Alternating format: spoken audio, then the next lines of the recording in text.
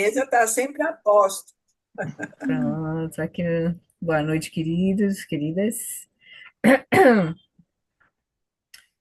A gente está aqui de volta.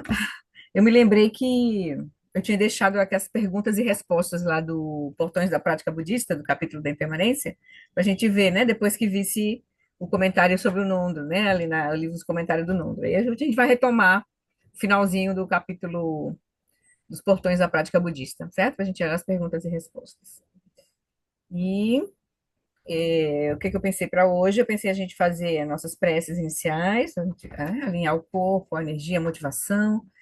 Aí a gente vai fazer um pequeno silêncio, e nesse pequeno silêncio eu vou trazer aquela prece que é bem importante para a gente, que é a instrução de prática que a gente recebe, né, já viu muito, ouviu muito, que é prece para alcançar a cidadela da sabedoria intrínseca, que é mais ou menos é um roteiro de prática, né, que aponta, né, a grande perfeição, a visão do reconhecimento da natureza das aparências, né, externas e das aparências internas e da nossa consciência, né, que permeia tudo isso, né. Então eu pensei em a gente só aproveitar o silêncio e aí eu vou conduzindo bem devagar para a gente aproveitar para iniciar o nosso encontro dentro dessa mandala, desse ensinamento, né, aspirando a alcançar a cidadela da sabedoria intrínseca, que é o reconhecimento de Rigpa, né, de Dharmakaya. Oi, Anete, você está chegando. Estamos vendo agora. Boa noite. E aí a gente faz, então, as preces, faz esse pequeno silêncio, essa pequena contemplação, e aí a gente retoma o finalzinho do capítulo da impermanência dos portões da prática budista, a gente ver as perguntas e respostas que eu pulei, né? Para a gente ver a parte do Nondro. E aí a gente conversa um pouco. Eu ia mostrar aquele vídeo da mandala de areia que eu terminei juntos, a gente não viu. Aí eu separei aqui, separei um pouquinho da cerimônia que teve lá em Sukhavati, só para a gente dar uma olhadinha. Que essa prática da mandala da areia é bem importante, né? Porque ela retrata exatamente isso, né? Eu até estava vendo um outro videozinho isso. A forma que ela é feita, a mandala né? A gente vai exercer o poder de criar mundos ali, né? Como a nossa mente tem esse poder, mas ele disse assim no outro vídeo que eu vi, cada pozinho de areia que compõe aquela mandala, para aquela mandala ficar construída foram milhões de pozinhos de areia, né? Grãozinhos de areia. E ele disse assim mesmo somos nós somos frutos dos nossos ancestrais, nós somos pozinhos de areia do universo também, que surge e permanece por um tempo muito curto. Demora para construir, como a mandala, mas permanece muito pouco tempo, assim, né? A nossa vida, comparada com toda a nossa história, a história da nossa humanidade, nossos ancestrais, é um tico de nada. Oi, Marcele. Lori, Oi. a mandala não é assim, tipo um rito para fazer uma prática ou uma oração. Eu não entendo. Para mim, mandala era sempre aquele desenho bonito que a Uhum. gente Tem várias coloca. perspectivas, né? Você pode. Essa palavra ela engloba muitos significados, né? Ele pode ser um desenho que mostra a interdependência das coisas, o todo, né? Sempre a interdependência, tudo está ligado numa mandala, assim, né? Mas também nessa prática tibetana, ela é uma prática que nos faz refletir, contemplar e ver a natureza luminosa e vazia da realidade. Porque do nada ali, naquela mesa vazia, surge, né, aquela beleza que aí cada mandala aí, dependendo da prática, tem um determinado Buda, uma determinada mandala referente a alguma sabedoria, algum Buda específico, né, dependendo do lugar, do ambiente que ela vai ser praticada, né, que é prática você se preparar para reconhecer a impermanência, não só daquilo ali que está sendo feito, mas de toda a realidade. Né? Então, aí eu deixei dois videozinhos para a gente dar uma olhadinha no final, tá bom? A gente vê junto aqui. Então, oi Marcelo, tudo bem? Então tá. Então vamos fazer as preces. A gente vai fazer um pouquinho de silêncio, e no silêncio eu vou conduzir, como eu falei, né, a contemplação daquela prece para alcançar a cidadela da sabedoria intrínseca, que é um roteiro de prática, né, já para a gente se lembrar. E aí a gente vai ver as perguntas e respostas do capítulo sobre a impermanência, que eu pulei, para a gente ver os comentários sobre o nondo, né, do Shagdu, da impermanência. Aí a gente vai voltar para terminar o capítulo das as perguntas e respostas. E aí a gente conversa um pouco, tá bom? Então tá, eu vou fechar os microfones só por enquanto. E aí a gente segue. Deixa eu compartilhar.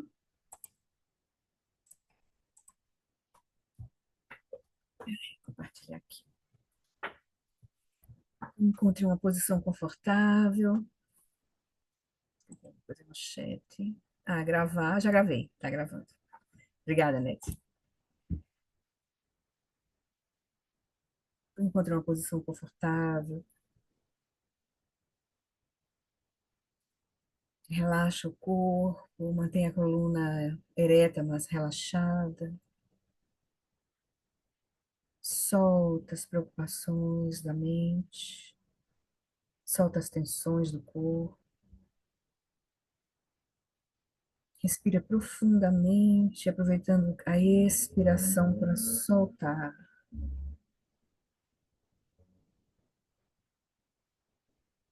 Deixar a consciência iluminar todo esse campo somático.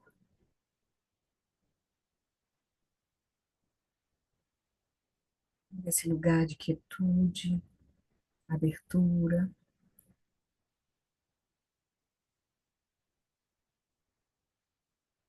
Então a gente agora se abre para esse momento aqui, na presença, né, dessa imagem de Guru Rinpoche, nos evocando o sentido da nossa prática, que é o reconhecimento dessa lucidez que essa imagem de Guru Rinpoche representa,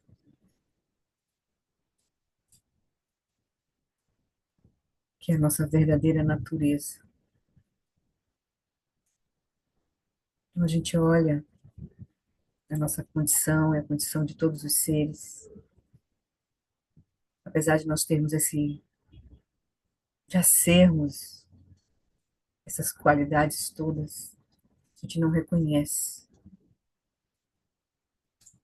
ou pelo menos não sustenta o reconhecimento. Então a gente olha para nós, para a nossa vida, para a vida dos que nos rodeiam, para todos os seres da nossa cidade, do nosso país, todas as pessoas do mundo, todos os animais, os outros seres que a gente não percebe, não vê. E a gente, é como se a gente trouxesse todos eles para esse momento agora. Reconhecesse que nós estamos numa mesma mandala, né? Usando essa palavra que a gente falou no começo. E a gente lembra, né, dos quatro pensamentos, contempla os quatro pensamentos, para a gente ver a nossa potencial que está nas nossas mãos, potencial de transformação. E a gente começa lembrando, né, que as facilidades e vantagens desse precioso renascimento humano são extremamente difíceis de encontrar. Então, a gente começa olhando para a nossa própria experiência de ser, para a nossa própria vida. E a gente aprecia essa configuração que agora está nas nossas mãos, principalmente sob considerando a hipótese da continuidade da consciência. Então a gente se alegra pelo fato da gente agora, nesta vida, ter reunido, a partir da nossa, todo o nosso karma, as causas e condições para a gente ter agora essa vida humana preciosa, porque, em especial, a gente encontrou o Dharma, Dharma vivo, uma linhagem viva, esse caminho, Sangha, os lamas, nossos lamas, nos apontando, nos ajudando nesse reconhecimento da nossa verdadeira natureza.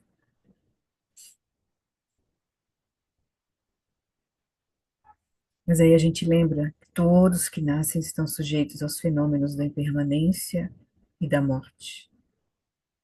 A gente olha abre realmente nossos olhos para ver a natureza da nossa experiência. A gente olha para o nosso corpo, para nossos sentimentos, para nossa mente, vê a natureza de fluxo, permeia toda essa experiência, apesar da gente ter uma sensação de permanência, na verdade tudo está em fluxo no nosso corpo, na nossa mente, nos nossos sentimentos. O mesmo ocorre com os outros seres e todas as coisas.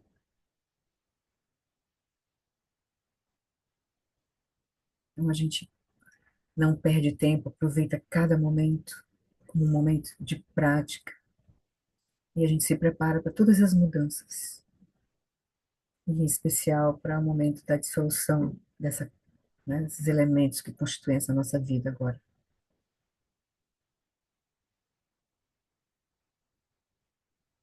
Aí também a gente lembra que a causa e o resultado de ações virtuosas e não virtuosas não podem ser evitados.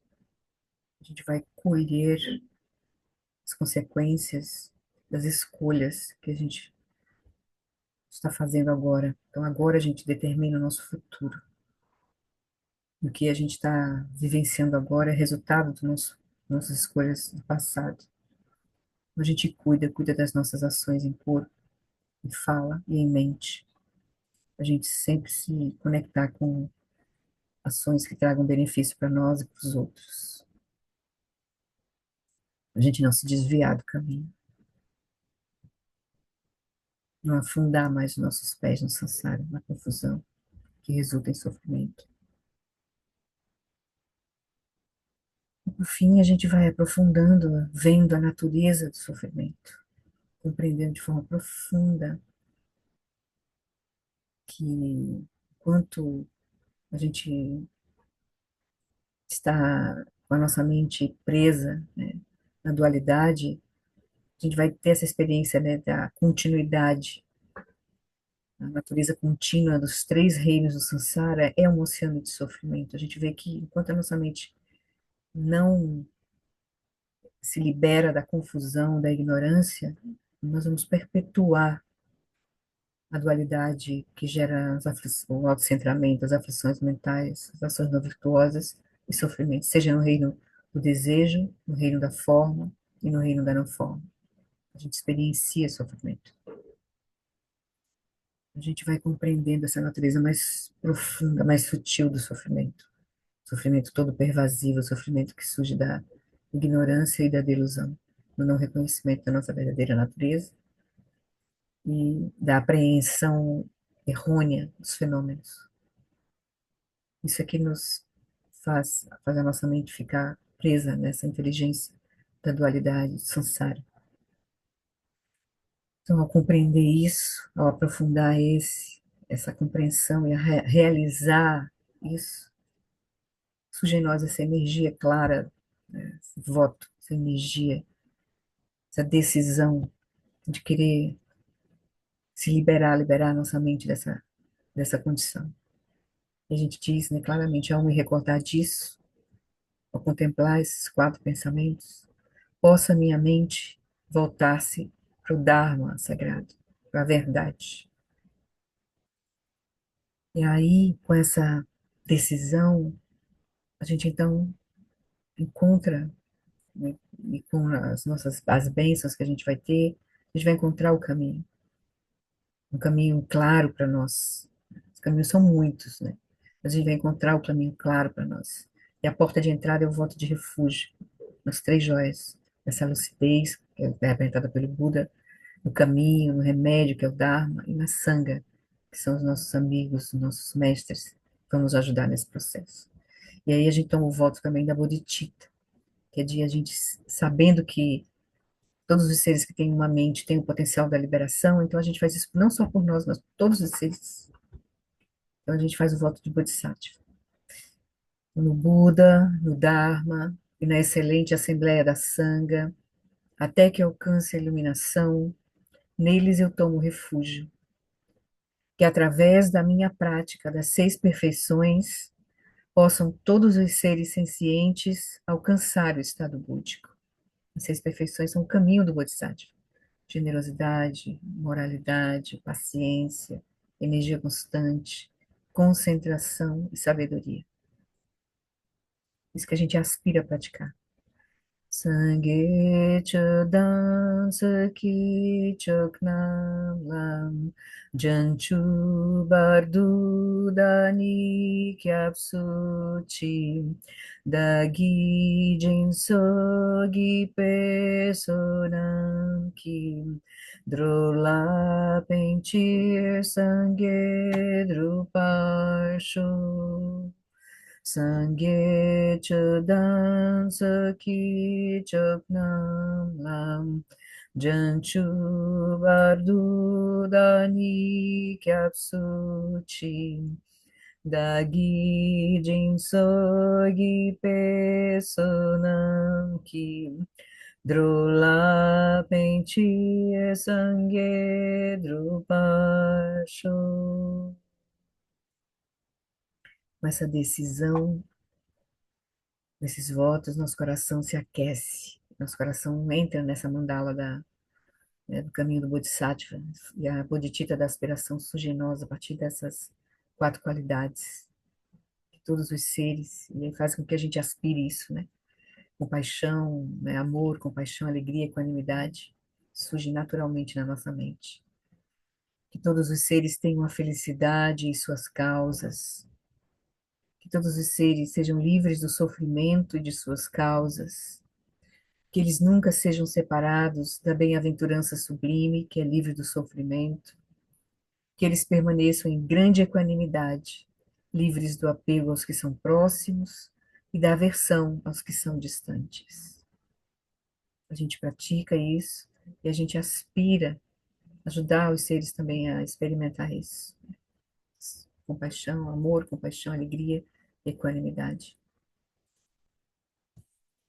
E aí, então a gente agora se abre de fato para receber as bênçãos dessa linhagem, desses ensinamentos, né? A partir de Guru Rinpoche, a gente então, fazendo essa prece para Guru Rinpoche, para toda a linhagem, a gente se abre, pede as bênçãos, se deixa purificar, se deixa receber as bênçãos, e né, para que todos os nossos obstáculos externos, internos e secretos sejam removidos, que a gente possa realizar o fruto desse caminho, que é a lucidez completa, que a gente possa ajudar todas as pessoas com quem a gente contactar também a encontrar a sua verdadeira natureza.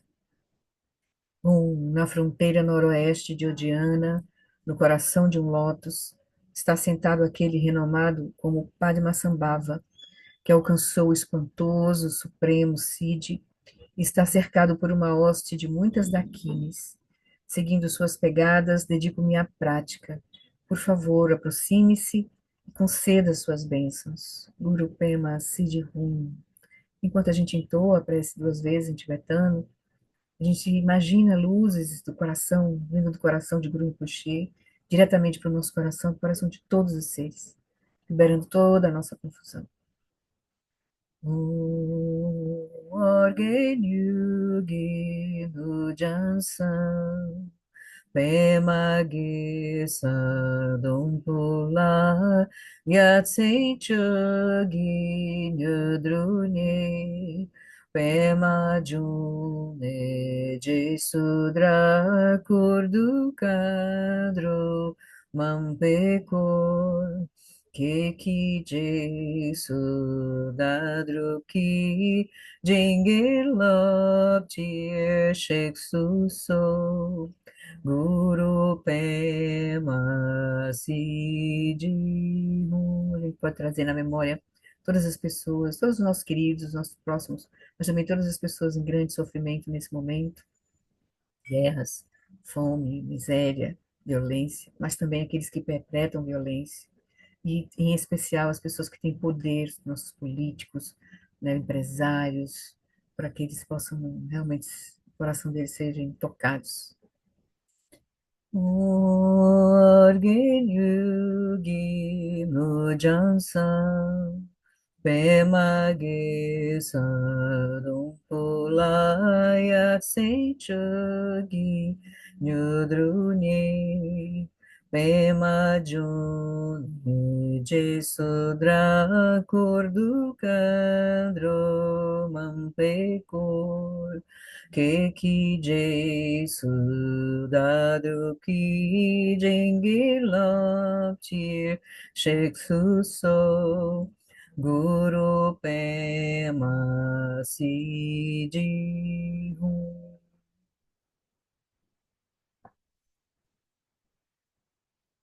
com o nosso coração aquecido, com confiança. A gente então se deixa inundar por essas bênçãos. Guru Rinpoche, então, alegremente se dissolve em luz, uma esfera radiante, com as cinco cores representando cinco aspectos da sabedoria. A gente pode imaginar que essa luz, essa esfera luminosa vem para o topo da cabeça de todos os seres, não só da nossa. A gente pode imaginar, especialmente aquelas pessoas que a gente gostaria que Guru Rinpoche, né, sabedoria tocasse os corações delas.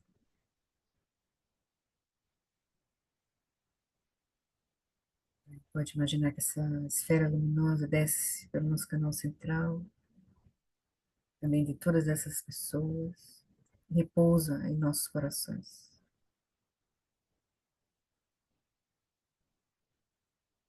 E agora aqui a gente sente no nosso coração essa radiância, permeia todo o nosso corpo, toda a nossa fala, toda a nossa mente, tocando tudo e a todos.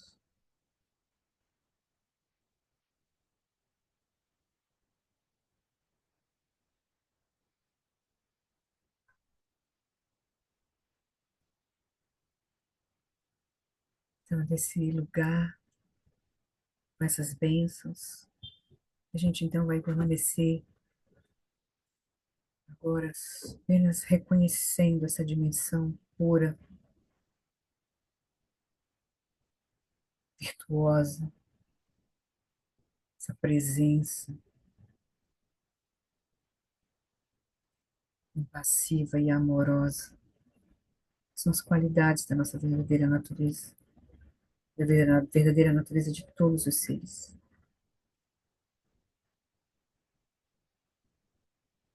A gente pode descansar essa abertura luminosa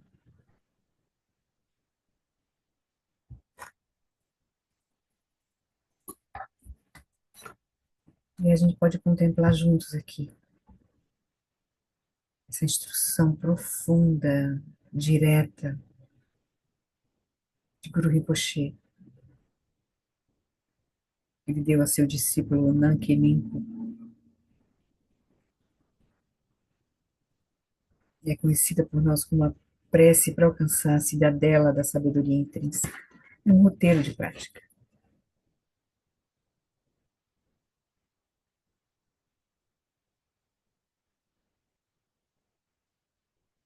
Dessa quietude, nossa consciência clara e purificada, recebe com as bênçãos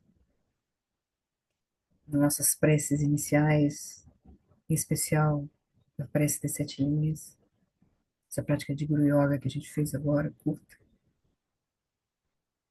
sentindo no nosso coração essa radiância das 5 luzes de sabedoria. A gente abre os olhos agora, deixa nossos olhos contemplar de forma aberta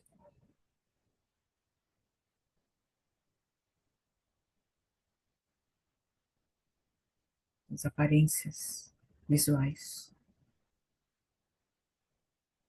Deixa nossa mente conceitual quieta. Apenas deixa a consciência visual ativa.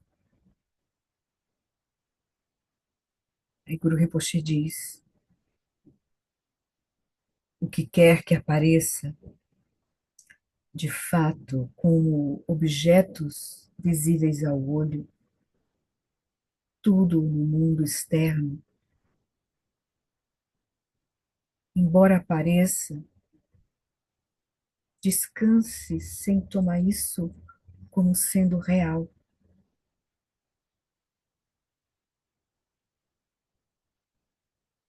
Descanse sem tomar essas aparências visuais como sendo coisas verdadeiramente existentes.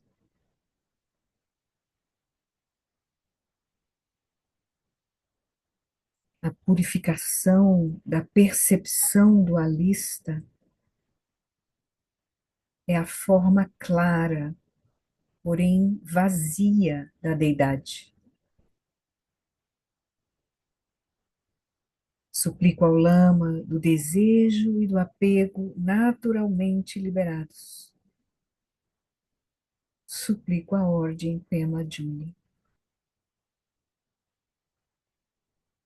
Quando a gente olha para as aparências externas que aparecem aos nossos olhos e vê que elas são apenas aparências luminosas que dependem do nosso rótulo, das causas e condições, a gente purifica a percepção dualista. A gente vê como elas surgem, dependentes de causas e condições, principalmente da própria consciência, que atribui significado a elas. Isso é purificar a percepção dualista. E isso, em si mesmo, é a deidade, é a lucidez.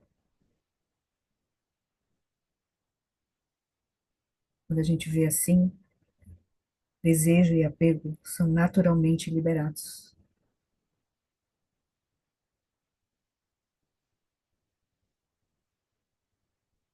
Agora, fechem os olhos. Deixe apenas agora a consciência auditiva ativa. Perceba os sons que estão ao seu redor nesse momento.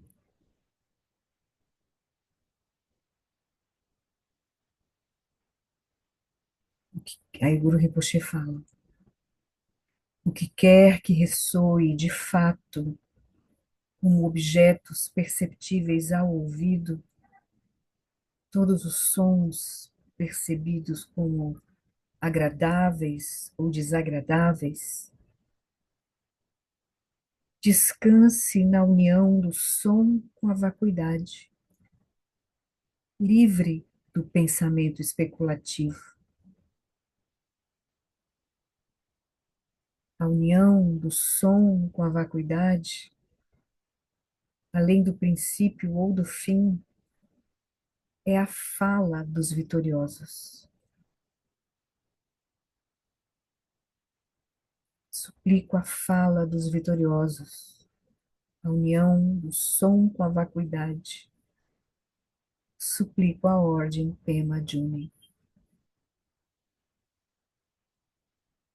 Da mesma forma que ele nos convidou para olhar para as aparências visuais, vê-las vazias, luminosas, mas vazias, com isso a gente superando nossos apegos e aversões. Agora ele olha, pede para a gente olhar para os sons, ver como eles são inseparáveis da vacuidade. Os sons também não têm uma existência inerente. Ele vai ser ouvido a partir das nossas marcas internas, que podem vê-los como agradáveis ou desagradáveis. E a partir daí a gente, nossa mente começa a elaborar em cima do gosto e não gosto, do que a gente está ouvindo. Mas ele disse, descanse na união do som com a vacuidade, livre do pensamento especulativo. E isso é a fala dos vitoriosos. Ver assim, perceber a não dualidade do som, ver a vacuidade do som, sons que chegam até os nossos ouvidos. Isso é a fala dos vitoriosos.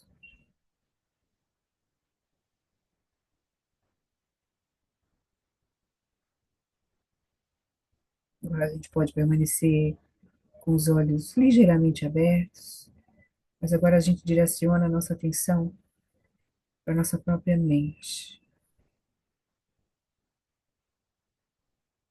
esse espaço da mente, tudo que surge nele.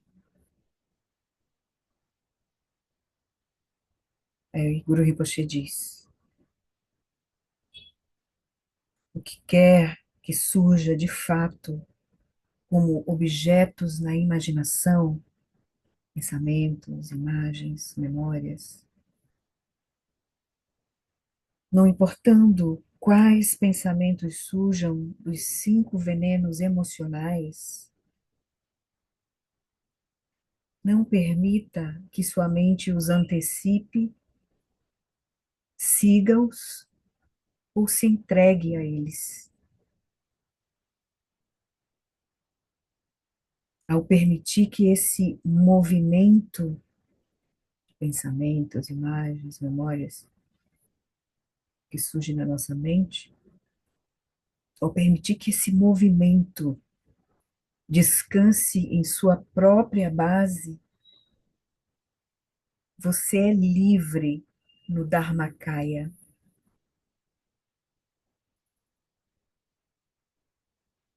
Suplico ao Lama da sabedoria intrínseca, naturalmente livre.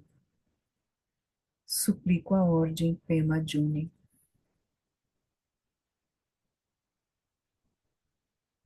Então, o Guru Rinpoche nos aponta para a liberação, a porta da liberação, a condição última da liberação, que é reconhecer Dharmakaya, a base de onde tudo que está na nossa mente surge, tudo, né? De onde a nossa mente surge, a mente em movimento. Dharmakaya, Rigpa, consciência primordial.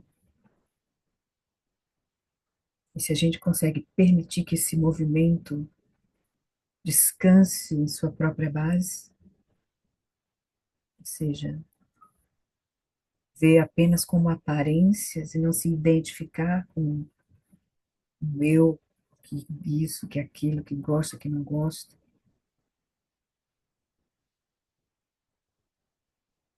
nós somos livres no Dharmakaya.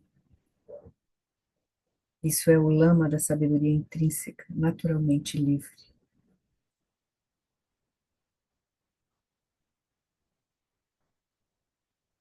Aí Guru Rinpoche faz a gente olhar de forma agora conclusiva. Ele disse: olhe externamente a pureza das coisas percebidas como sendo objetos externos. Olhe e veja que internamente há a liberdade da natureza da mente, percebida como sendo o sujeito interno. Entre esses dois, entre essas duas experiências externas, a pureza das coisas percebidas como sendo objetos externos e a liberdade da natureza da mente percebida como sendo o sujeito interno, entre essas duas experiências, ou seja, percebendo essas duas experiências, há o reconhecimento da verdadeira face da lucidez total. Essa seria a nossa realização de do Mahamudra, do Dzogchen, e a inseparatividade da mente, do que é percebido e da mente que percebe.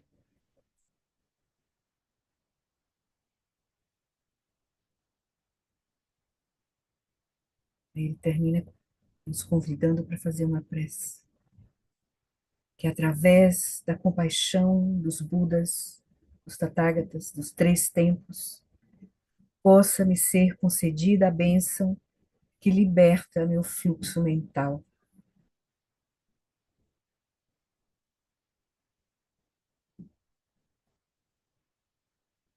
Eu vou repetir.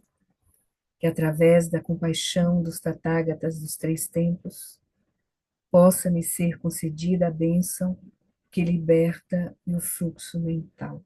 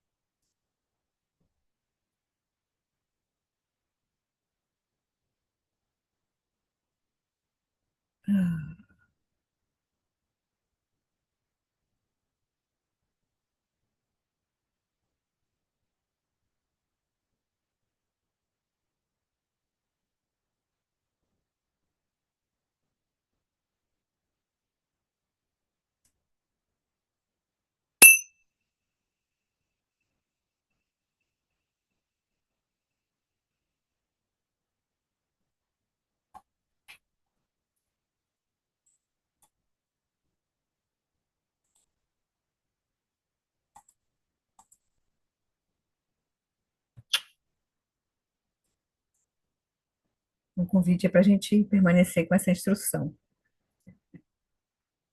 vendo externamente, que externamente há a pureza das coisas percebidas como sendo objetos externos, e que internamente, é isso que a gente chama de eu, sujeito, há a liberdade da natureza da mente, percebida como sendo sujeito interno. E a gente sustentando esses dois reconhecimentos, ao reconhecimento da verdadeira face da lucidez total. Então é isso, essa é a prática, né, que a gente está tentando se aproximar, entender, começar a ver. Tudo bem? Eu sempre gostei muito dessa prece, tem na sadhana do SEB, né? Isso. Mas hoje ela ficou tão clara. Eu sempre gostei muito dela, assim, porque ela é muito, né? Ela é muito clara. Mas ficou tão clara. Como é o verdadeiro ensinamento da não dualidade, né? Uhum. Do jeito que você colocou, assim, foi um presente para mim, porque ficou tão claro, assim. Botou luz, sabe? Eu sempre gostei muito dela, das peças que eu mais, assim, tem mais afinidade nessa do lado do SEB. Mas hoje ficou muito claro, né? Você seguir a não dualidade. Que ensinamento lindo, né? É um ensinamento muito É direto, tocante isso. muito É tocante. sucinto.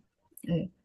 Essa E prece está dentro simples. da sadhana do É, do gotas de SEB. sabedoria também, né? Do Gompa, né? Na verdade, é um ensinamento de Guru Rinpoche que a tradição Nyingma É, preserva, né? Então, o Shagdu Rinpoche e aí o é, Lama Santen escolheu aquelas então preces tem, para é, colocar na sadhana do SEB, né? E a gente, eu me lembro quando eu fiz o meu primeiro retiro de silêncio, foi um retiro de 3 meses, quando o Lama começou a fazer os grupos, né?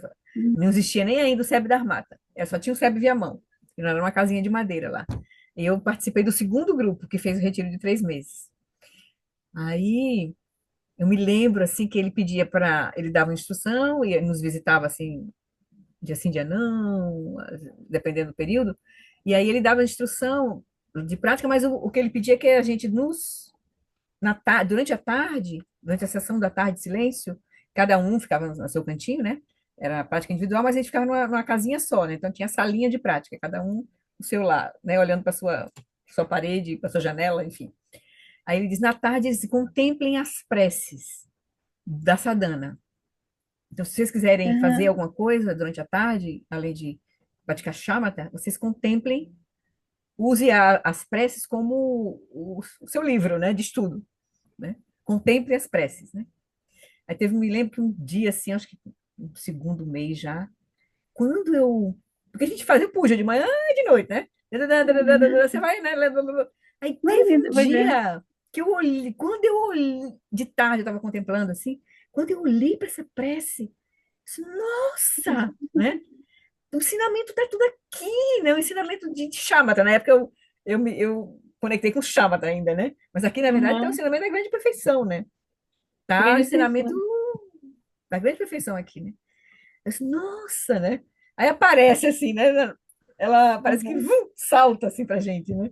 Um pouquinho, né? Porque a gente começa a gerar uma mente calma. Por isso que em retiro é bem importante a gente contemplar alguns textos importantes, assim, que a gente vai no nosso processo. Aqueles ensinamentos que, por exemplo, aquele ensinamento de Dudjom Rinpoche para retiros na montanha, que é uma instrução de prática muito profunda e muito direta, mas só serve para quem está numa condição de realmente praticar.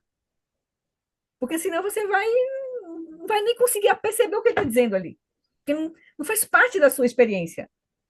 Então, quando a gente começa a sentar mais tempo e a ouvir esses ensinamentos, a praticar, a ouvir, praticar, e aí quando a gente escuta a palavra, a gente se coloca na experiência, aí a gente começa a ver mesmo, né? A gente começa a ver. Aquilo não é apenas uma palavra, a palavra é só um signo que aponta para você para a experiência. Aí começa a ficar vivo, o ensinamento começa a ficar vivo, porque começa a ser seu, no sentido de sua experiência, né? Então, isso é bem legal. Por isso que tem algumas coisas que a gente tem que ficar voltando, voltando, voltando, voltando. Aqui, à medida que a gente vai aquietando e entendendo e praticando, aquilo vai tomando uma outra, vai se abrindo para a gente, assim, enquanto experiência direta, né? Enquanto experiência. Então, é mais É ou como menos se você isso. ficasse na porta e de repente a porta se abrisse um pouquinho. É, Você Se viu, abre um pouquinho, né? É, viu alguma não vi. coisinha ali, né? Depois ela pode fechar de novo, mas de repente É, ela abre um pouquinho de novo. é, É mesmo? é, A sensação é essa. é.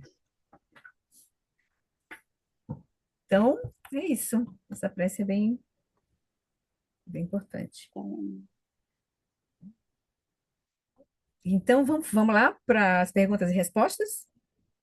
Nós vamos voltar para o capítulo da impermanência do Portões da Prática Budista, porque eu pulei o finalzinho das perguntas e respostas, porque eu queria que a gente visse os comentários do Nondo, né, sobre a impermanência. Agora a gente vai voltar lá, tá? Então, quem tem o livrozinho, esse livro aqui, é a página 70. Eita, estão me ligando aqui, mas eu não vou poder atender.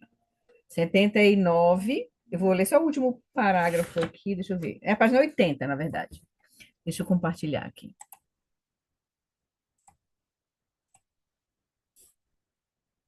Aqui, eu vou voltar só para o último parágrafo, né? Que ele diz assim. Dá vontade de ler mais um pouquinho. Voltar mais um pouquinho, deixa eu ver aqui. Deixa eu ver aqui. Precisamos incutir, eu acho que vamos voltar aqui, porque eu acho tão importante isso aqui. Ó, na página 79. Último parágrafo da página 79. Aqui. Deixa eu fechar aqui o sumário. Aqui, ó. Precisamos. Só para ele fechou o capítulo, né, da contemplação da impermanência com essa recomendação, né? Precisamos incutir em nós uma consciência contínua da impermanência, porque a vida é uma corrida contra a morte e a hora da morte é desconhecida. Contemplar a aproximação da morte muda as nossas prioridades e nos ajuda a abrir mão do envolvimento obsessivo com coisas comuns. Se permanecermos sempre conscientes de que cada momento pode ser o último, e pode mesmo, né? A gente é que não acende o sinalzinho de alerta, e se a gente, né, permanecer com essa consciência, intensificaremos a prática para não desperdiçar e nem fazer mau uso da nossa preciosa oportunidade humana.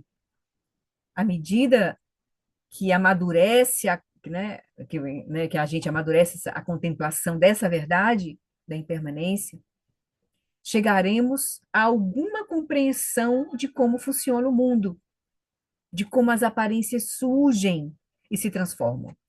Então, isso aqui essa contemplação da impermanência, da morte, vai ser um passo para a gente compreender a natureza interdependente, vazia e luminosa de tudo, de tudo, né? Como a mandala, que a gente vai ver o vídeo, né? Mandala é um conjunto uma interdependência que faz surgir uma coisa linda, maravilhosa, mas ela é uma construção e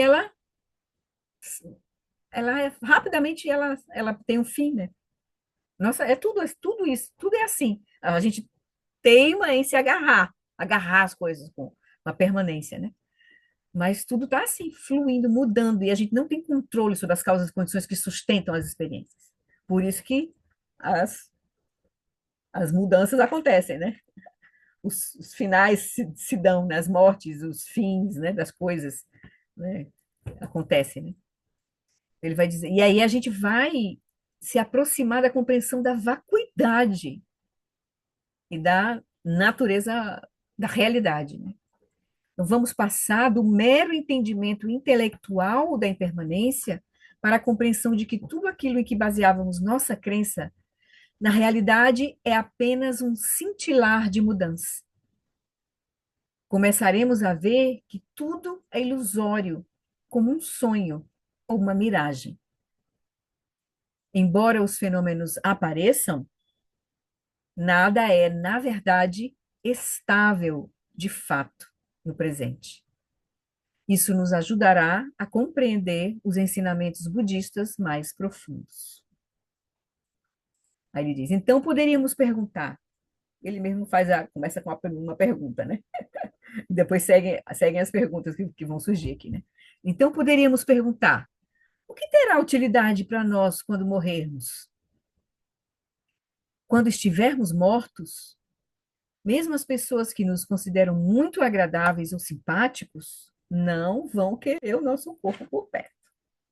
Tampouco essas pessoas poderão ir conosco, não importa quem sejam ou quão felizes nos fizeram. Quando todos morreremos sós, mesmo que sejamos famosos, mesmo que sejamos tão ricos quanto o próprio Deus da prosperidade.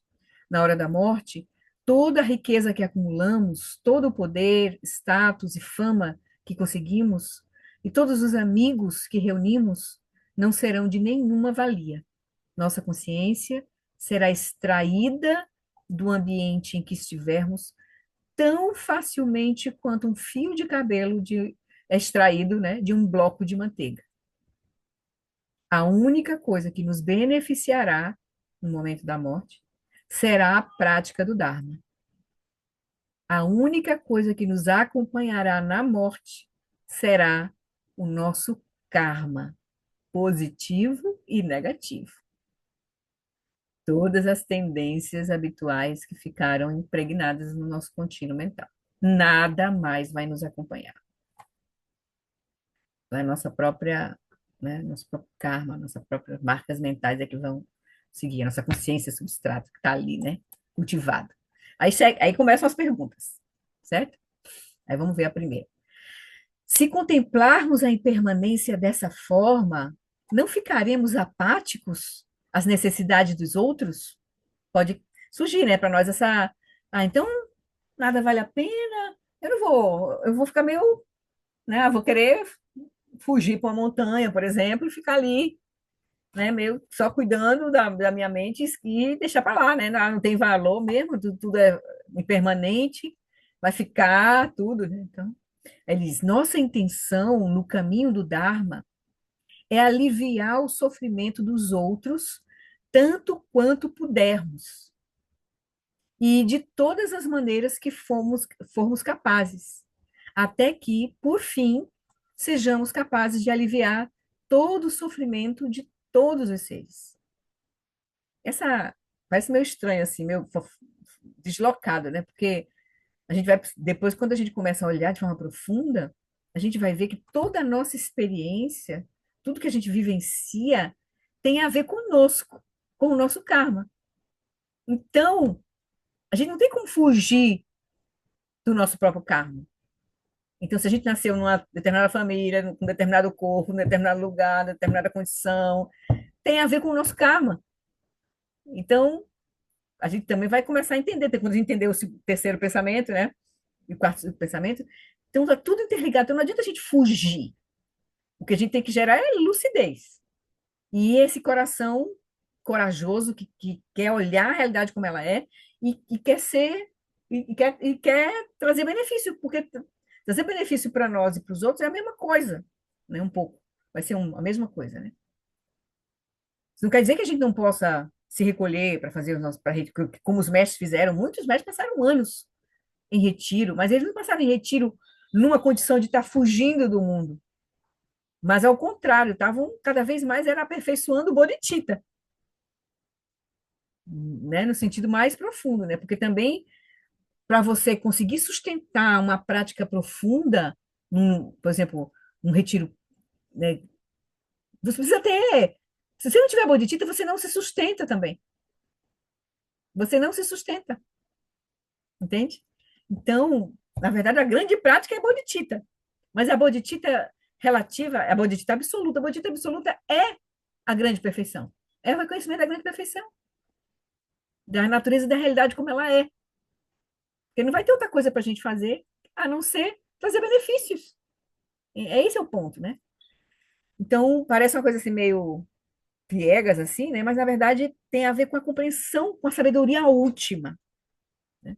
Que aqui ele não está apontando, assim, ainda direto aqui, né? Mas, aí ele vai dizer, então, a intenção do caminho do Dharma é bodhicitta absoluta. É aliviar o sofrimento dos outros tanto quanto puder, porque a gente não tem outra coisa para fazer. E de todas as maneiras que formos capazes, até que, por fim, sejamos capazes de aliviar todo o sofrimento de todos os seres.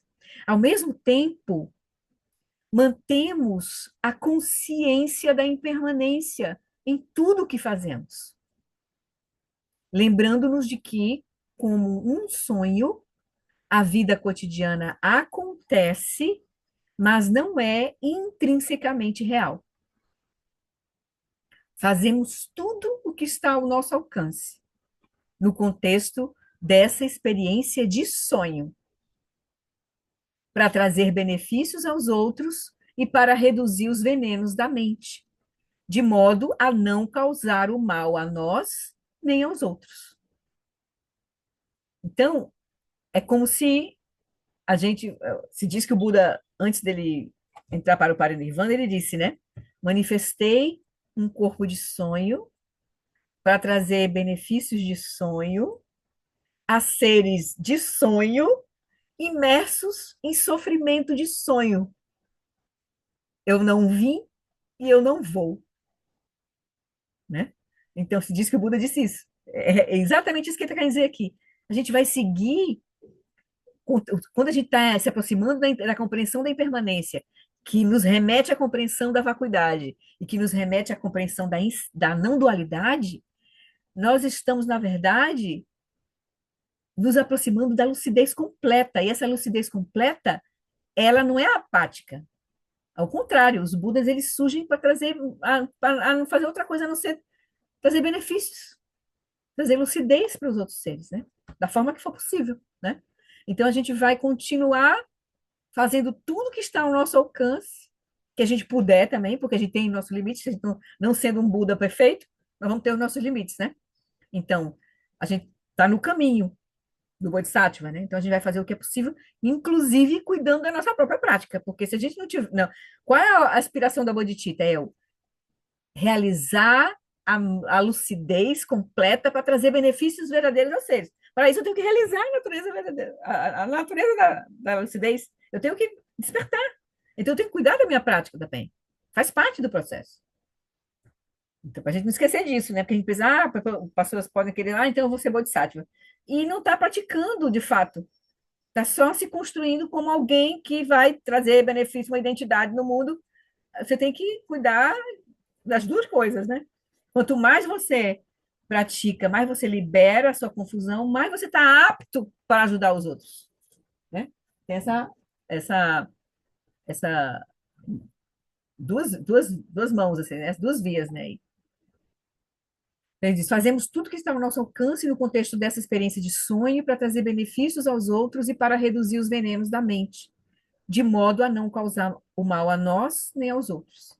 Se praticarmos a virtude e reduzirmos a desvirtude, este sonho, que chamamos de vida, irá melhorar. A tendência é essa, né? Ao recordar a natureza da nossa experiência, ao recordar a natureza da nossa experiência, que é impermanente, que é, né, não dual e que é composta de causas, né, de partes, é interdependente. Então, aí ele está dizendo isso aqui. Então, ao contemplarmos, ao recordar a natureza da nossa experiência, que é impermanente como um sonho, uma das características, né, da nossa experiência, mas tem aquelas três características, né, impermanente, interdependente e múltipla, composto, né, muitas partes. Então, ao contemplarmos a natureza da nossa experiência, que é impermanente, uma das qualidades que a gente vai estar aqui sendo convidado a olhar, que é impermanente como um sonho, iremos, por fim, despertar e ajudar os outros a fazer o mesmo. Então, contemplar a impermanência, ao contrário, nos aproxima da lucidez. E a lucidez traz mais o quê? Efetividade para a nossa ação no mundo. Né? À medida que a nossa compreensão da impermanência e da natureza ilusória da realidade aumenta, nossa compaixão também aumenta. Então, é diretamente proporcional. Se não estiver sendo, então tem alguma coisa errada com a nossa contemplação da impermanência, né? Então, não estamos tá um negócio troncho aí. Então, vemos que, aprisionados em sua crença no sonho, sem nenhuma compreensão da impermanência, os seres vivem angústia e sofrimento tremendos. E na hora que a gente está compreendendo a natureza da realidade, a gente está vendo os seres que têm a mesma capacidade que nós de compreender, não os conseguem ver porque estão operando com esse véu, né, da permanência, e aí tendo apego, né?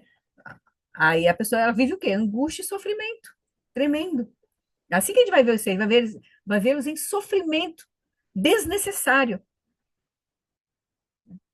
pelo fato de acreditarem na solidez da sua experiência, eles reagem com apego e aversão quando seu karma surge, criando mais karma negativo e perpetuando os ciclos do sofrimento. Então, ele quer dizer isso. Quando a gente compreende a natureza da realidade, da nossa experiência, que é, por exemplo, a impermanência é um fator desse, a gente, na verdade, se aproxima dos seres por compaixão, porque a gente vai ver que eles estão desnecessariamente sofrendo, né? A gente vai poder ajudar em algumas situações, em outras situações não vai poder ajudar. Mas só o fato da gente já ver assim, a gente já não está mais olhando para eles como alguém que é assim, que é assado, julgando. A gente vai olhar com esse olhar de que ele tem o mesmo potencial que nós, mas que não está reconhecendo. Então a gente vai ter compaixão. Isso é compaixão. É não prender o outro, né? É querer que o outro se livre do sofrimento, né? Não julgar o outro. Pode ser que a gente não possa fazer nada, esse é o ponto. Pode ser.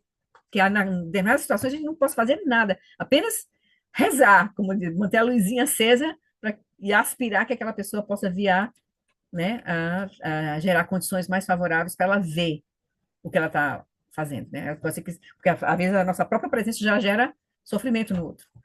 Então, a gente se recolhe e reza, fica ali no cantinho. Mas essa foi a melhor ação que a gente podia fazer, porque a gente podia também entrar na bolha da pessoa e gerar mais confusão, né? Então, então é isso, né? A pergunta foi essa, né? Se contemplarmos a permanência dessa forma, não ficaremos apáticos às necessidades dos outros? Não, porque vai surgir compaixão proporcionalmente à nossa compreensão da impermanência, né? Tudo bem? Concordam ou não concordam? Essa foi a primeira. Flori, Oi. é, nem podendo fazer nada às vezes, mas simplesmente, por exemplo, eu estou no elevador ou numa condição com outras pessoas em algum lugar, e simplesmente mudando a minha posição de mente, né? Uhum. Ao invés de ficar julgando, criticando, eu lembrar desses ensinamentos e aspirar a algo bom para elas ou aspirar. Só ali eu já não entro no tumulto Exatamente. mental Já passa uma e outra isso, energia ali, você já criou uma outra, você está passando uma outra paisagem ali, né?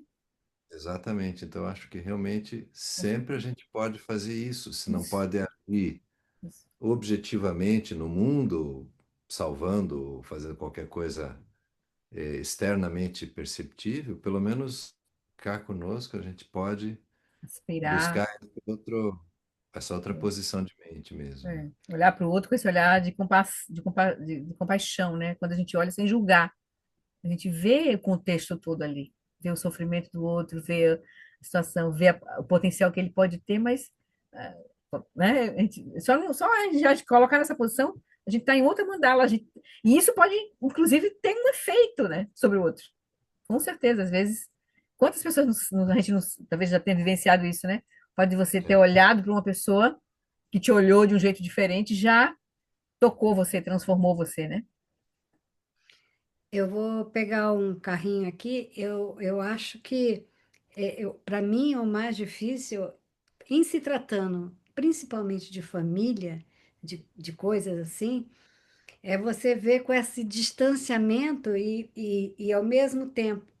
Eu fico assim, é o karma da pessoa, assim, seja da filha, da irmã, é o karma dela, é ao mesmo tempo É seu não também. entrar na bolha, ao mesmo tempo ter essa compaixão e ao mesmo tempo liberar. Eu acho que é uma sabedoria que tem que ter aí, Uhum. né?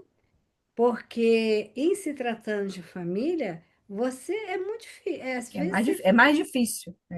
É mais difícil, né? É É, mais difícil, porque Por causa você, das conexões kármicas todas que a gente tem, né? né? Porque você É, considera que é o karma da pessoa, mas ao mesmo é tempo seu também.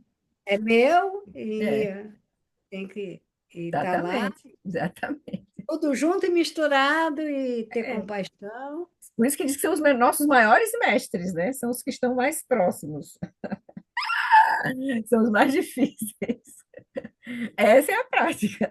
Eu sei, Aninha, porque eu também tenho várias dificuldades com várias pessoas. Mas eu também sei, eu boto no altar a foto das pessoas que mais me complicam. Eu boto ali no altar, porque é minha, eu sei que é, mas na hora embola, e termina, assim, ó, de novo aconteceu, né? Não gostaria, aí reza de novo, faz a aspiração, aí tenta para a próxima vez que estiver junto. É assim, é assim. Mas depois a gente vai ver que, na verdade, eles estão sendo nossos mestres, né? Aham, verdade. Não é fácil. Então vamos lá, seguir mais para outra pergunta. Aí ele vai dizer, outra pergunta. Qual a diferença que existe entre alguém contemplar a impermanência e ficar olhando no relógio, querendo saber quando irá terminar aquilo que está fazendo? Vamos ver se a gente entende aqui a pergunta. Aí ele vai dizer: tudo se resume à motivação. Você pode contemplar a impermanência de forma muito artificial, assim, só. Ah, então vamos esperar o tempo passar, meio que assim, para ver quando é que vai terminar, né? Ele vai dizer: tudo se resume à motivação. Deixa eu tirar só isso aqui daqui do meio, só um minutinho. Pronto. Se a sua motivação for autocentrada, você não notará o relógio tanto assim. Se for autocentrada, então as coisas parecerão tomar mais tempo do que você esperaria. Então, eu não desaconselho a observar o relógio, mas observe o relógio do Sansara. Pergunte-se dentro de quanto tempo o Sansara vai acabar. Não aquela situação, mas aquilo que mantém a confusão, né? Que é os apegos, a aversão, toda a nossa confusão, né? Os venenos, né? Então a questão passa a ser: como eu posso cortar o apego? Como eu posso cortar a aversão? Como eu posso cortar a confusão, né? Os três venenos aí. Ao eliminarmos os obscurecimentos da mente, conseguiremos, mais cedo ou mais tarde, por fim ao samsara. Então, não é esperando o tempo passar de forma convencional, terminando uma situação, que a coisa vai se resolver.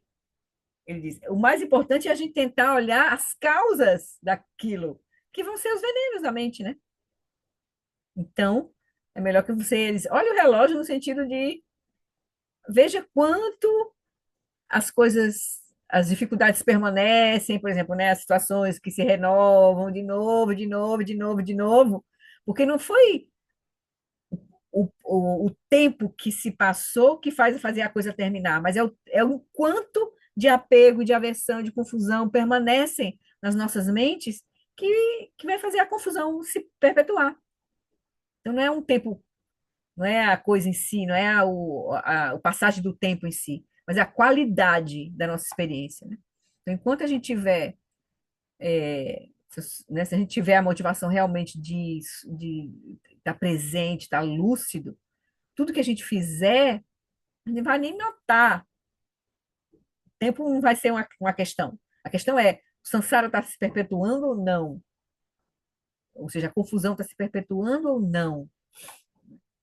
Esse é o ponto, né? Não são as coisas, as formas, o jeito de fazer as coisas, mas é a confusão, está se perpetuando ou não. Aí tem outra pergunta.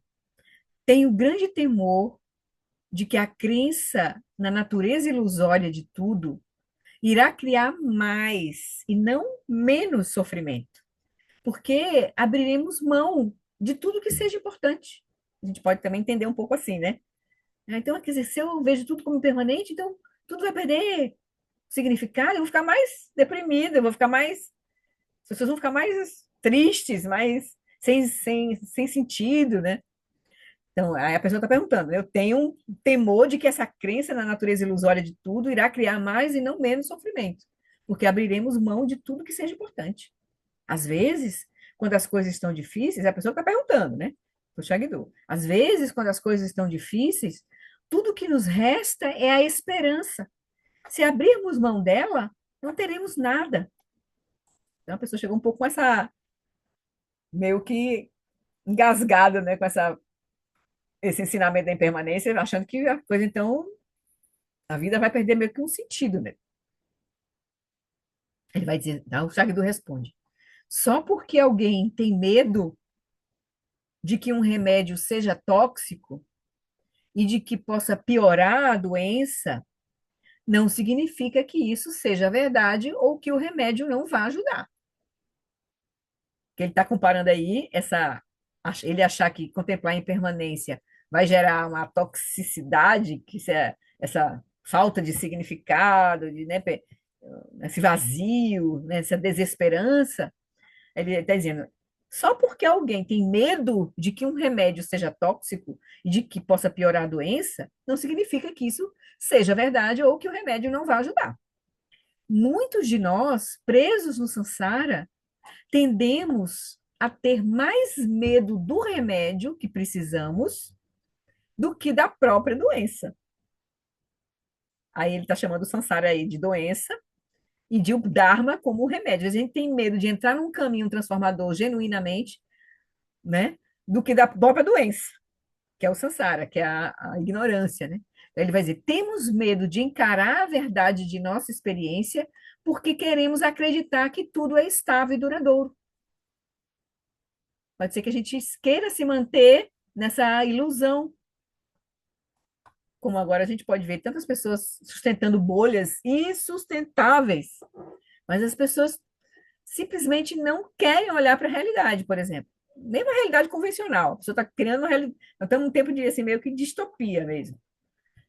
Então, distopia, daí tem a realidade convencional para ter a realidade última. Tem gente que não quer mais nem viver na realidade convencional. Então, temos medo de encarar a verdade de nossa experiência porque queremos acreditar que tudo é estável e duradouro. Mas ele diz, mas nada permanece igual. Ninguém jamais escapou da doença, da velhice ou da morte, por mais que tenha tentado negá-las. Sofremos não porque nossa experiência seja ilusória, e sim porque negamos que ela seja. Se reconhecermos a natureza ilusória das coisas e encararmos a inevitabilidade da morte, estabeleceremos prioridades e faremos escolhas que trarão felicidade em vez de sofrimento para nós e para os outros.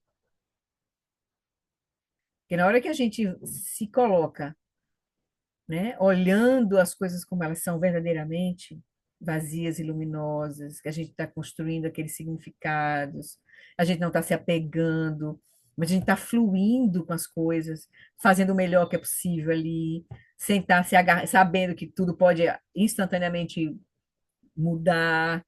Então, se a gente está vivendo assim, a gente está se aproximando, são escolhas que nos trarão uma felicidade, um bem-estar, porque a gente está fluindo de acordo com a realidade como ela é. Mas se a gente está na contramão, a tendência é a gente gerar muita ansiedade, né? Muito controle, muita tensão, e aí muito sofrimento para nós e para os outros. Um pouco como o Paulo colocou no começo está agora nesse momento da fala, tentando soltar, né? Ficar um pouco mais leve, tentar fluir com as coisas, né? São perspectivas diferentes, pessoas diferentes, então a gente vai fluindo, né? É um pouco isso. É o convite para isso, porque a vida é assim. A esperança mal dirigida causará apenas sofrimento. Se nos convencermos de que um burro em nosso quintal é um leão e esperarmos que ele nos proteja, estaremos em perigo quando o lobo atacar. No caminho espiritual, depositamos nossa esperança em algo confiável, os métodos espirituais que podem nos levar para além do sofrimento. Então, a gente vai ter esperança, mesmo com a visão da impermanência. A gente vai ter esperança no caminho de transformação genuíno, que vai nos ajudar a repousar nesse reconhecimento, com esse reconhecimento, a vivenciar diretamente esse reconhecimento com leveza, com total destemor, né? Mas a gente vai colocar a esperança num lugar adequado e não uma esperança vã, como por exemplo achar que o ele diz aqui, né, que um burro é um leão, né? Então a gente vai colocar a esperança, aqui no caso ele diz, no caminho espiritual depositamos nossa esperança em algo confiável, os métodos espirituais que podem nos levar para além do sofrimento.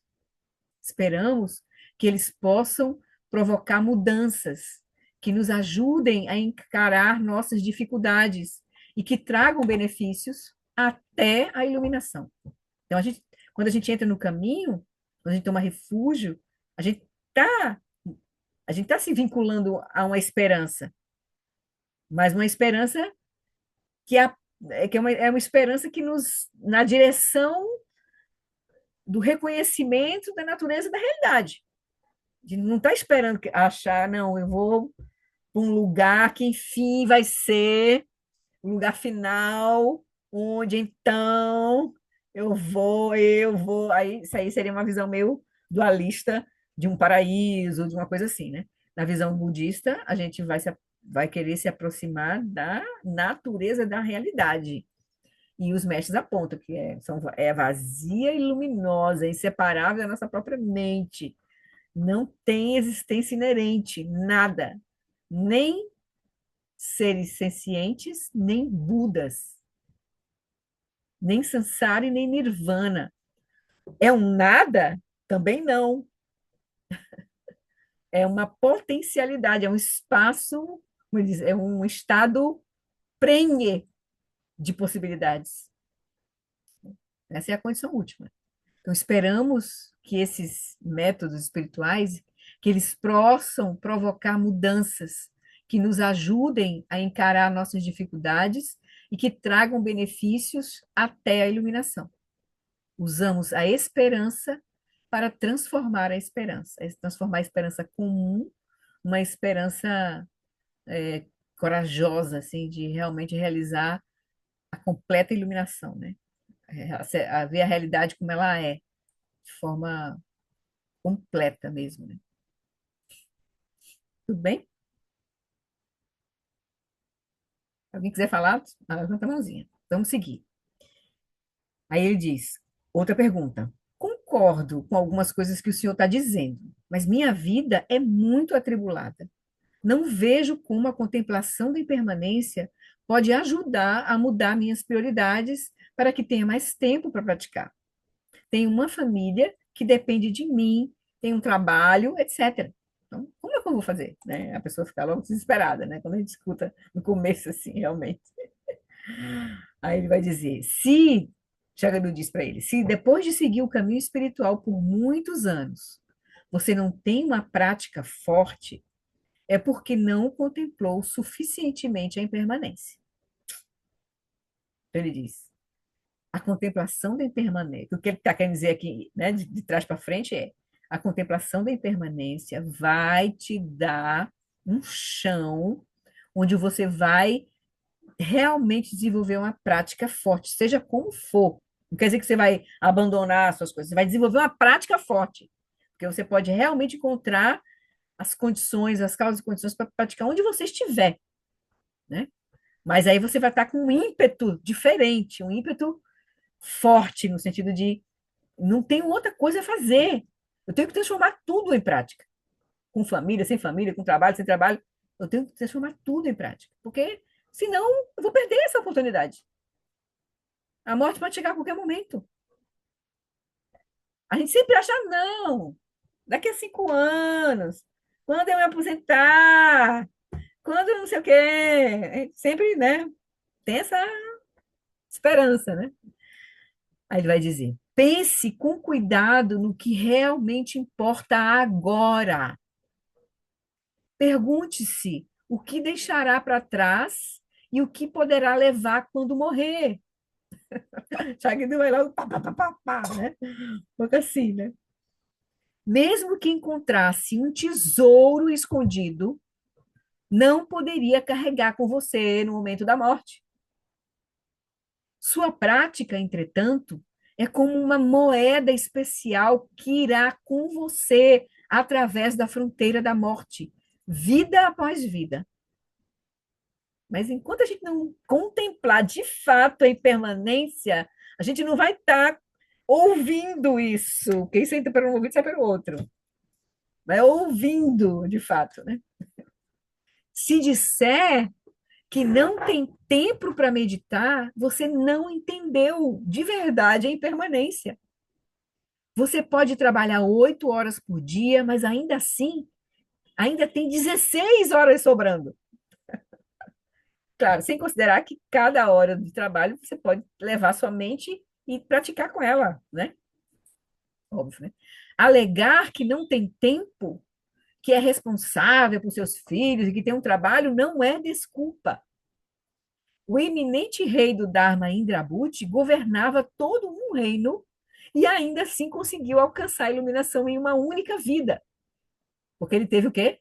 A determinação, né? Poucos têm responsabilidades quanto ele teve. Se formos diligentes, sempre será possível encontrar tempo suficiente. Se não, sempre encontraremos uma razão para não praticar. Somente depois da morte é que não teremos tempo. Porque o que você não conseguiu praticar antes do processo da dissolução, depois vai ser karma, só te levando, né? Então, até lá, mesmo que estejamos doentes ou ocupados, temos tempo.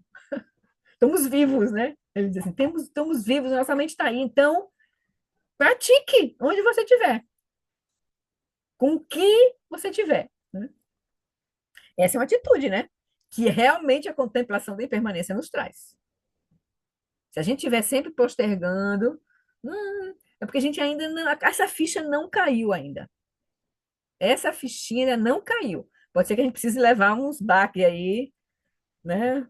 Umas sacudidas para poder sentir na pele que a morte vai chegar a qualquer instante. Pode chegar. Pois bem. Então, vamos lá para, acho que essa é a última. Ainda vejo que o peso dos muitos anos, a pergunta, né? Outra. Ainda vejo que o peso dos muitos anos em que não pensei assim é mais forte do que minha crença no ensinamento sobre impermanência. Ou seja, achar que realmente não, tem tempo, vai, né? Como posso mudar esse hábito? Aí Rinpoche dá a sugestão. Suponha que comecemos com um exercício muito simples. Examine a importância que você atribui à comida que come, às suas roupas, à sua casa, seus amigos, suas conversas, os livros que lê. Examine. né? A importância que você atribui a isso tudo. Eles começam com esse exercício. Examina a importância que você dá a todas essas coisas. Você provavelmente verificará que os considera tão cruciais que trabalha dia e noite para mantê-los. Agora, examine essas coisas por um ângulo diferente. Olhe para cada uma delas e pergunte se são permanentes. As roupas, a comida, a sua casa, você pode até já ter tido várias, seus amigos também já podem ter mudado bastante, suas conversas, os livros que lê. Eles são permanentes? Pergunte, em última análise, se são algo em que você possa se fiar, confiar, apostar todas as fichas naquilo. Na hora da sua morte, e para além dela, depois aquilo que vai seguir a morte, essas coisas serão confiáveis? E será que valem todo o esforço e preocupação que você dedica a elas agora?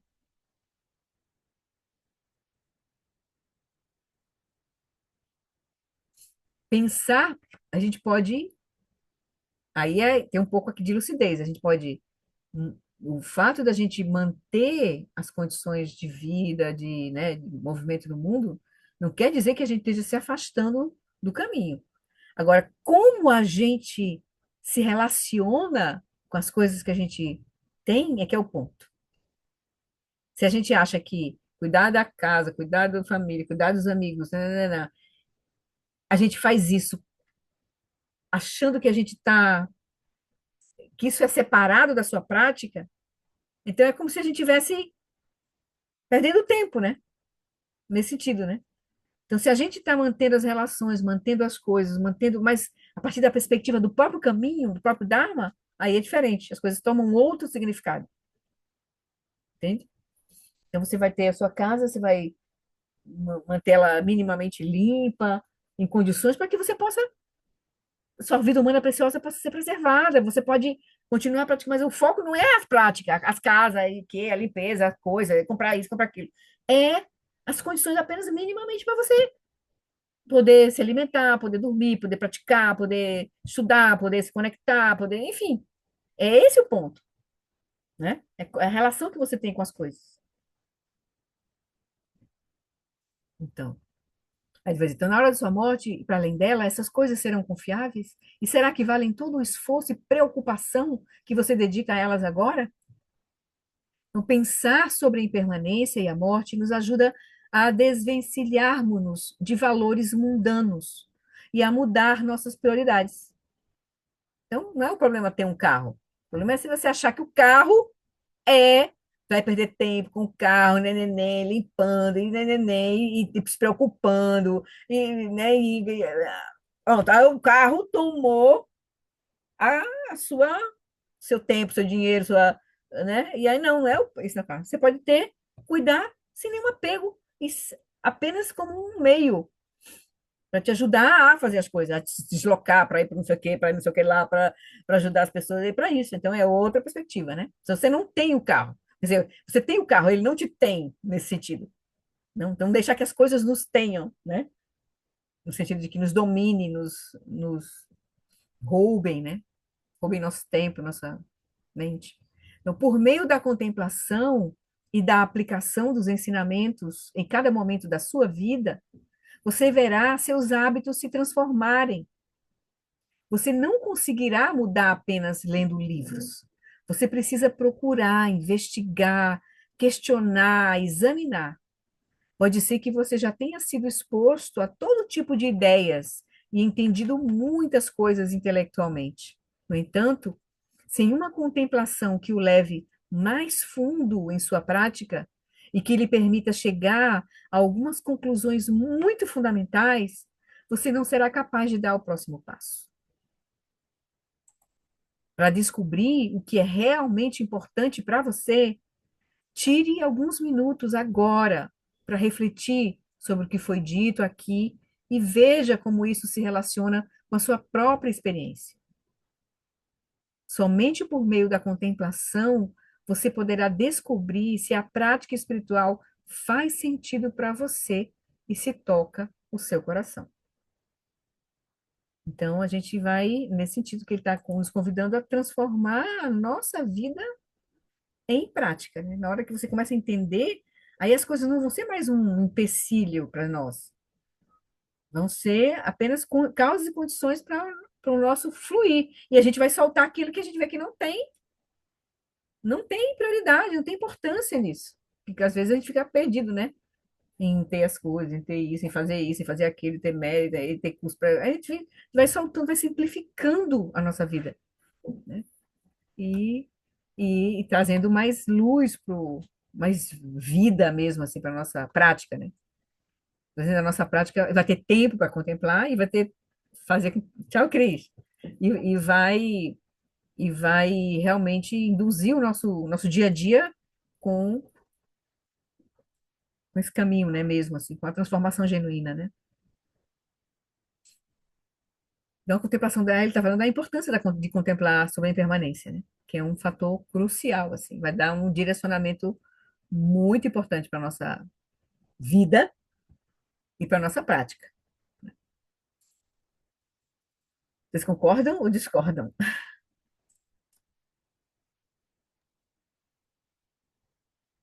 As perguntas que qualquer um de nós poderia. Essas perguntas a gente tem também, né? Em algum momento a gente sempre tem essas mesmas perguntas. Mas ele é bem cortante na hora de responder, né? Ele é, assim, um ajuste, né? Ele É, corta mesmo e coloca a pessoa num plano para praticar, da real, assim, né? Da loga real. na Ele era um real, mestre, na ele real. era um mestre bem poderoso. Eu não conheci, não, ele. Não Também não. conheci. Mas sério que além de ser, ele tinha aspectos assim muito amorosos, mas ele era muito cortante também, muito cortante. Então tá, então vamos ver o videozinho sobre sobre a prática da mandala? Deixa eu pegar Vamos. aqui, que era o que eu acho que foi o que eu compartilhei, mas vamos ver junto aqui. Mandala de areia e a transitoriedade da vida material. Esse vídeo não tem fala, não tem legenda, mas ele é tão expressivo que eu acho que. Deixa eu pegar aqui. Onde é que eu tô? Aqui. Zoom. Deixa eu compartilhar, botar o som. É dentro de um mosteiro lá no Tibete, certo? Essa prática que acontece. Deixa eu colocar aqui. Ok. As crianças estão brincando, e aí os monges vão estar lá construindo a mandala e elas vão chegar lá no momento. Os monjinhos, né?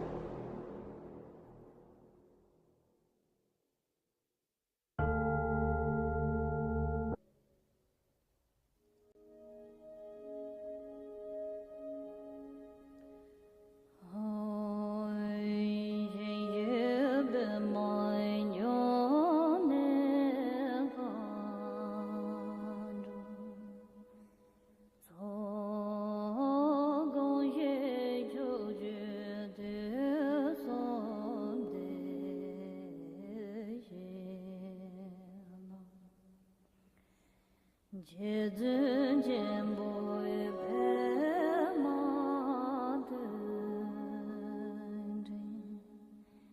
자른진 간르네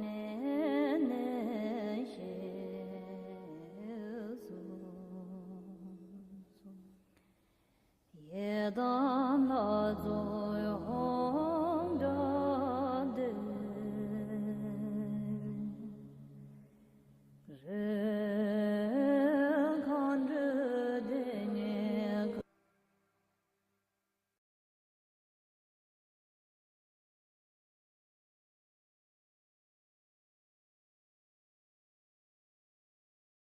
Desculpa, estava desligado meu coisa. Deve ser bem interessante essa prática, você participar de uma prática dessa, né? Em todo o processo da prática, né? Desde o início, a preparação, aí depois você vê tudo, todas as qualidades que estão envolvidas ali, da criação, da mandala, aí depois da paciência, da perseverança, de colocar tudo aquilo de forma perfeita, e depois você pode ter gerado apego, né? Um monte de coisa, né? Aí depois você mansamente destruir aquilo, né? Desfazer aquilo e transformar naquilo que ela é, aquele pó. E aí colocar, eles colocam depois dentro de um córrego, né? De água, devolve para a natureza, assim. Da mesma forma que surgiu, vai de volta, né? Assim, né? Deve ser bem impactante, assim, você fazer participar como uma prática mesmo, assim, né? Pegar todo o processo, né? Realmente aqueles olhinhos, assim, dos monjinhos, né?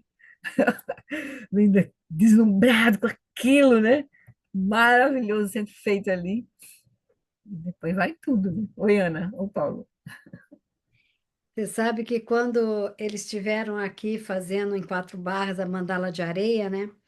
Então, dessa vez, eles fizeram no mesmo tempo, eles fizeram todo o processo da confecção da mandala, uma mandala lindíssima, depois as orações, e para depois desmanchar a mandala e tudo, e para o rio, né, que tinha lá em Quatro Barras.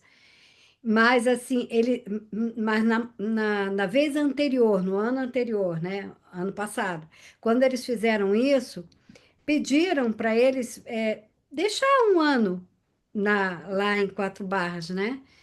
E, e eles, assim, deixaram, mas diz que eles tiveram uma grande agonia, sabe? Eles ficaram, assim, Que, muito incomodados, porque a intenção porque, da prática é desmanchar, porque se não desmanchar, né? pois é, eles ficaram muito incomodados de não terem Feito a prática desmanchado a completa, feito prática. a prática completa. Exatamente, É, porque acabaram sendo convencidos que deixa todo mundo ficar apreciando por um ano a mandala. Nossa, eles ficaram muito incomodados. Eles falaram assim: não, dessa vez a gente vai começar o processo e vai desmanchar, porque não é para gerar apego, apego, aquela exatamente.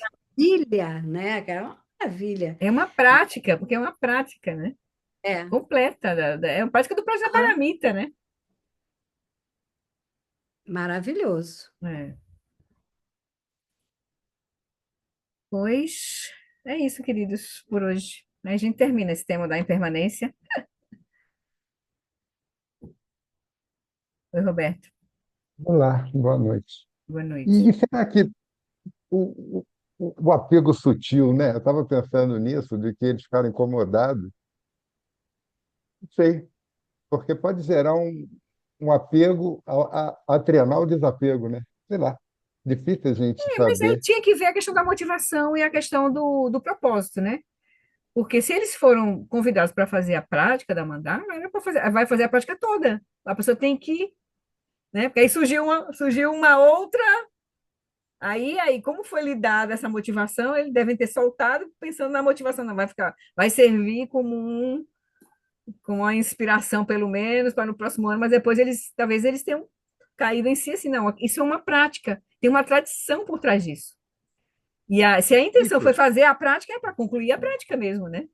olhando com os olhos aqui, Faz É, todo sentido. O sujeito vai é. fazer uma prática de meditação, de desapego. Aí o pessoal chega e fala, mas ficou tão bonito, pode É. ficar, pode ficar. Aí, o seu, seu, o- mas também não tem problema nenhum de ficar, entendeu? Sim, mas Do ponto de aí vista, depende. entendeu? Do ponto de vista mais amplo, gente, É. essa é uma prática. Agora, se apegar para. Não sei se eu estou. E Sei aí lá, eu acho para que eles mim, avaliaram dentro do contexto, né? Aí tem que ter uma sabedoria dentro do contexto. Se eles é, perceberam que tinha uma compaixão, que tinha uma energia de sabedoria ali, e que era para trazer benefícios, eles deixaram. Tanto que eles deixaram, né? sim, sim. Senão eles não teriam deixado.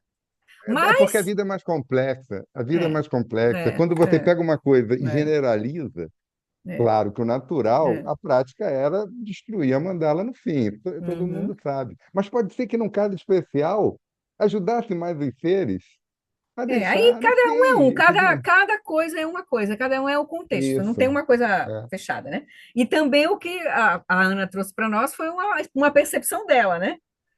Então, o que passou-se Sim, é. nos mestres, talvez ela não tenha ouvido diretamente deles, que eles ficaram incomodados, né, Ana? Você percebeu isso? Eu não sei. Não, isso é o que foi nos passado, porque a gente, eu perguntei, não me lembro para quem que eu perguntei para um deles assim, Uhum, por que que não, se, ou pro, como é que é o nome dele? Pro Bruno. Bruno, por que que eles não iriam, né, se iam deixar mais um ano? Aí ele falou sobre isso, né, porque não era a proposta deixar a mandala ficar um ano, que a proposta é começar e praticar em permanência, quer dizer, ser o uhum, desapego, fazer uhum, a prática inteira, né? Que uhum. dá uma dó, né? Que aquilo lá é Mas tão também maravilhoso. só de manter a mandala ali já foi outro desafio. Nossa, Aquela areia é tão fininha Tiveram que construir que uma proteção eles de vidro, né? colocaram um acrílico em cima Uhum. para evitar que alguém respirasse e desmanchasse com a respiração. É, hospitasse, tinha que né? ser. Aí o acrílico, a pessoa passava a mão, fazia eletricidade eletrostática e atraía os grãos de areia. Então, a impermanência está ali inevitavelmente. Tem jeito. A dificuldade de manter já é uma prática, né? De você falar, poxa, tem que. É. Não é tão simples. Mas E é isso. você, e- Mas a gente A tem que vida tem entender dessas coisas. a gente tem que entender tem propósito das coisas. Então, o fato da gente querer manter as coisas de um certo jeito, para um benefício, para um propósito, é perfeito, entendeu? Tá perfeito também, Não, entendeu? e essa é uma visão até que do É, senso comum, né? De que é, você precisa ter alguma regra. Se a coisa era para exatamente, uma coisa, ia exatamente. até o Porque fim. tem O uma problema é que finalidade aquilo ali. É. às vezes, não é muito fácil você se desapegar em nível sutil, eu acho, entendeu? Uhum. Uma coisa que você fala, não, vou me desapegar. Às vezes é mais fácil, mas em nível É. sutil, a gente tem que conhecer a nossa psique de uma maneira que provavelmente eu não conheço a minha, No entendeu? nível sutil, só cada um que vai saber o que está acontecendo de fato, né? E o que E vai. talvez, Florinha, a É, gente nem saiba, né? é, Talvez a gente seja um pouco mais arrastado do que a gente gostaria, né? Eu exatamente. acho, pelo menos no meu caso. Uhum. Mas a gente vai levando. Tá bom. Então tá bom, Vida queridos. leva, como diz o Zeca Zeca Pagodinho. Pagodinho. Hoje tá bom, queridos. Vamos fazer as nossas preces, Valeu. então, hoje, para a gente terminar aqui e a gente seguir. Deixa eu pegar aqui.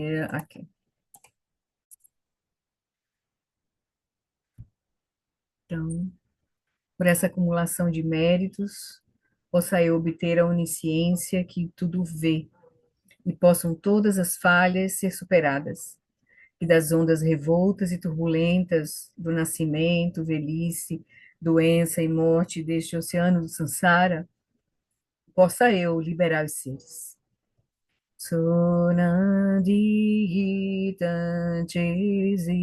Sunadihitantezipani Tobnene Pedrana Pajeshin Keganati Balon Trupai Si Petsulidro Adroashu.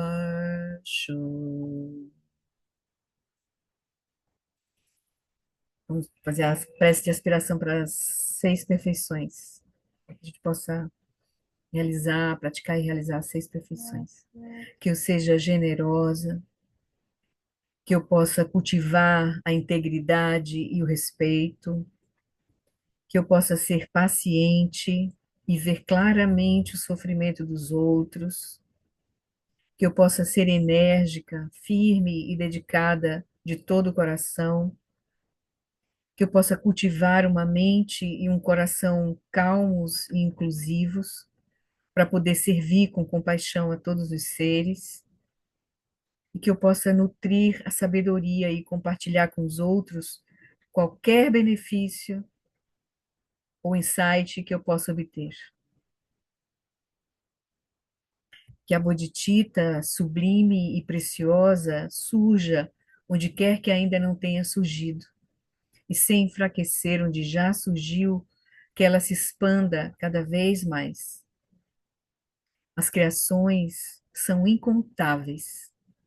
Faço o voto de libertar todas elas. As delusões são inesgotáveis. Faço o voto de transformá-las. A realidade é indelimitada.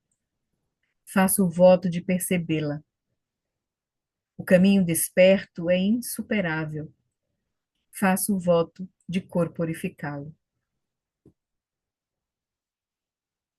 Vamos fazer aqui a prece para a longevidade de todos os lamas. Primeiro, Shagdu Tulku Rinpoche. Aqui. Padmasambhava, que alcançou o Kaya da imortalidade por meio do conhecimento, do amor e do poder da Assembleia Infinita das Três Raízes, que é a emanação suprema do poderoso Senhor da Dança, tenha uma vida estável e leve suas atividades iluminadas à perfeita consumação.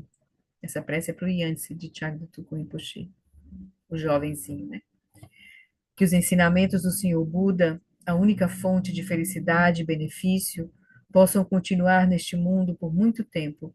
Que as vidas dos que sustentam os ensinamentos do Buda, todos os nossos mestres, possam ser tão estáveis quanto o estandarte da vitória. Por essa virtude, possa eu rapidamente realizar o Lama de Odiana, o Dharmakaya, e possa eu conduzir todos os seres, sem exceção, a esse estado de realização. Gewadi Nilduda, Orgen Lama Drugyune, Droa Chikya Malupa, Dei Salagopa, Show. Queridos, queridas, boa noite. Boa noite, obrigada, Boa noite. Florinha, Obrigada obrigada. também pela Boa companhia. noite.